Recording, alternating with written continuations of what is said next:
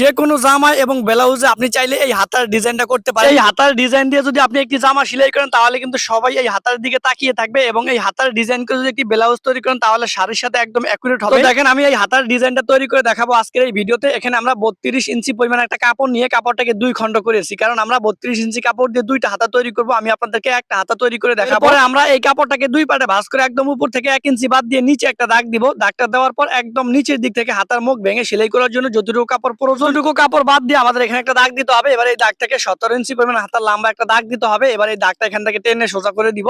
এবার উপরে যে দাগটা, এই দাগ থেকে আমাদের 3 ইঞ্চি নিচে একটা দাগ দিতে হবে। এবার এই দাগটা এখান থেকে আমরা টেনে এইভাবে সোজা করে দিব। একদম সহজ নিয়মে দেখাবো এই ভাইরাল হাতার ডিজাইনটা কিভাবে তৈরি করবেন। হাতার মুখ হচ্ছে আমাদের 11 ইঞ্চি, অর্ধেক হচ্ছে 5.5। আমরা 5.5 ইঞ্চিতে একটা দাগ দিব। তো দেখেন আমাদের 5.5 ইঞ্চিতে দাগ দিয়েছি। এবার উপর থেকে আমাদের 9.5 ইঞ্চি পরিমাণ এইভাবে কোনাকুনি করে দাগটা দিয়ে দিব। এরপর দেখেন উপর থেকে নিচের দিকে আমরা এইভাবে রাউন্ড করে একটা দাগ দিয়ে দিব। দেখেন এখান থেকে আমরা রাউন্ড করে একটা দাগ দিয়েছি। এরপরে শেপ কাট বসিয়ে আমরা নিচের দিক থেকে উপরের দিকে এইভাবে দাগটা টেনে দিব। দেখেন দাগটা টেনে দিয়েছি। এবার উপরে আমাদের 2.5 ইঞ্চি বাদ দিয়ে একটা দাগ দিতে হবে। এবার 2.5 ইঞ্চি থেকে আমাদের নিচের দিকে দেখেন আমি এইভাবে রাউন্ড করে একটা দাগ দিয়ে দিলাম। এবার এই দাগ অনুযায়ী এখান থেকে আমরা হাতার ডিজাইনটা কাটিং করে নিব। একদম সহজ করে দেখাবো, একবার দেখলেই আপনি ভাইরাল এই হাতার ডিজাইনটা কাটিং করতে পারবেন এবং সেলাই করতে পারবেন। আমাদের সেলাই মার্জিনের জন্য কাপড় রেখে বাড়তি কাপড়টা এখান থেকে আমাদের কাটিং করতে হবে। দেখেন এখান থেকে আমরা বাড়তি কাপড়টা এখান থেকে কাটিং করে দিলাম, আপনারাও এইভাবে কাটিং করে দিবেন। এরপরে একদম উপর থেকে 1.5 ইঞ্চি পরে পরে আমাদের অনেকগুলো দাগ দিতে হবে। একটু ভালো করে খেয়াল করেন, তাহলে কিন্তু আপনি বুঝতে পারবেন। দেখেন আমরা একদম উপর থেকে 1.5 ইঞ্চি পরে পরে আমরা এইভাবে দাগ দিলাম। আপনারাও কিন্তু একই নিয়মে এইভাবে দাগগুলো দিয়ে দিবেন। তো দেখেন আমাদের অনেকগুলো দাগ দিয়েছি। কয়টা দাগ দিয়েছি ভালো করে খেয়াল করেন, তাহলে বুঝতে পারবেন। যে দাগ দিয়েছি এই দাগ বরাবর আমাদের কেসি দিয়ে ভালো করে টিকিন দিয়ে দিতে হবে, যাতে আমাদের নিচের কাপড়টাও একই নিয়মে টিকিনগুলো ওঠে। দেখেন এইভাবে কিন্তু আমরা হাতাটা কাটিং করে নিয়েছি। এখন আমি আপনাদেরকে এই হাতাটা সেলাই করে দেখাবো।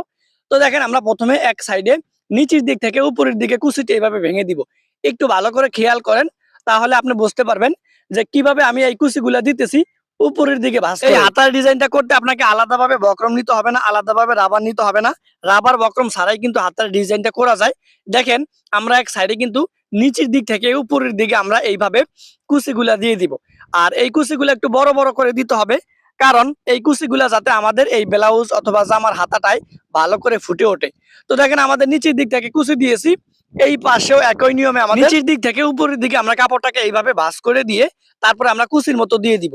দেখেন একদম সহজ করে আমি দেখাইতেছি, অনেক সুন্দরভাবে দেখাইতেছি, তাহলে কিন্তু আপনারা বুঝতে পারবেন, আপনারা শিখতে পারবেন। দেখেন আমরা এই পাশেও কিন্তু একই নিয়মে যে টিকিনগুলা দিয়েছি এই টিকিনগুলাতে আমরা এইভাবে ভাঁজ করে দিব। ভাঁজ করে দিয়ে আমরা কুচিগুলো উপরের দিকে উঠিয়ে দিব। তবে একটা জিনিস মনে রাখতে হবে, এই পাশে যে কয়টা কুচি দিব আমরা এই পাশেও ওই কয়টা কুচি দিব। তো দেখা যাচ্ছে এখানে আমাদের কাপড় একটু বাড়তি আছে, তো যেহেতু আমাদের কাপড় এখানে বাড়তি আছে, তো এই পাশে আমরা আরো 2টা কুচি দিব, এই পাশেও আরো 2টা কুচি দিব। তো দেখেন আমাদের সেলাইটা একদম এই বরাবর নিয়ে আসলাম। আপনারা কিন্তু সেলাইটা একদম একটার উপর একটা এইভাবে করে দিবেন। এরপরে এই পাশে এসে আমাদের কুচিগুলো উপরের দিকে এইভাবে ভাঁজ করে দিতে হবে। দেখেন আমরা এখান থেকে কিন্তু এই কুচিগুলা দিয়েছি। এবার এখান থেকে আমাদের যেটা করতে হবে, ওটা আপনি কোন জেলা থেকে দেখছেন অবশ্যই কমেন্ট করে জানাবেন। তো দেখেন এখান থেকে হাতার মাথার যে কাপড়টা আমরা যতটুকু পরিমাণ বাড়তি নিয়েছি ততটুকু পরিমাণ কাপড় এখান থেকে আমরা এইভাবে ভাঁজ করে দিব, ডাবল পার্টে ভাঁজ করে দিব। ডাবল পার্টে ভাঁজ করে দিয়ে তারপরে এখান থেকে আমরা এইভাবে ডাবল করে ভাঁজ করে দিব। ভাঁজ করে দেওয়ার পরে একেবারে কাপড়টা আমরা ভাঁজ করে একটা সেলাই করে দিব। এরপরে আমরা এই কাপড়টাকে একেবারে কানি দিয়ে আমরা আরেকটা সেলাই করব। দেখেন আমরা কিন্তু হাতার ডিজাইনটা করে নিয়েছি। এরপরে আমরা যে হাতার সাইডে যে দাগ দিয়েছি এই কাপড়টাকে 2 পার্টে ভাঁজ করে আমরা হাতার মুখ থেকে উপরের দিকে এইভাবে সেলাই করে দিব। তবে অবশ্যই একটা সেলাইয়ের উপর দিয়ে আমাদের আরো একটা সেলাই করতে হবে। দেখেন আমরা কিন্তু হাতাটা তৈরি করে নিয়েছি। তো হাতা যেভাবে কামিজের সাথে অথবা ব্লাউজের সাথে ফিটিং করেন একই নিয়মে কিন্তু হাতাটাকে ফিটিং করতে হবে। হাতাটা ফিটিং করার পরে দেখবেন আপনাদের হাতার ডিজাইনটা অনেক সুন্দর হয়ে গেছে। আপনিও চাইলে আমার এই ভিডিও দেখার পরে ব্লাউজে অথবা যে কোনো জামায় আপনি এই হাতার ডিজাইনটা ব্যবহার করতে